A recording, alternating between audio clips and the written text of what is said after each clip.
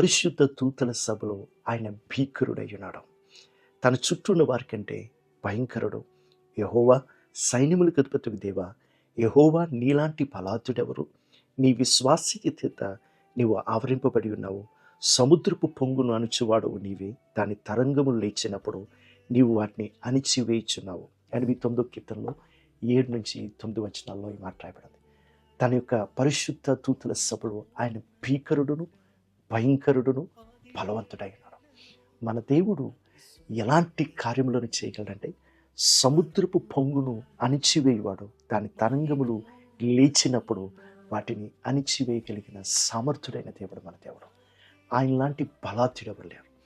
ఆ బలాఢ్యుడైన దేవుడు మనతో ఉన్నాడు. మనల్ని ఆయన సంఘములో ఉంచున్నాడు. అక్కడ ఏముంటుందంటే, నీ విశ్వాస్యత చేత నీవు ఆవరింపబడి ఉన్నావు. దేవుని యొక్క నమ్మకత్వం, దేవుని యొక్క ఫెయిత్ఫుల్నెస్ ఇస్ కవర్డ్ అస్.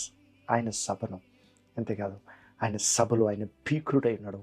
భీకరమైన కార్యములను చేయదేవుడైనాడు. ఈరోజు ఎలాంటి పరిస్థితి అయినా, ఎలాంటి అసాధ్యములైనా సాధ్యపరిచే దేవుడు మనకున్నాడు ప్రియులారా. ఆయన ప్రతి అలను అణచగలిగిన వాడు.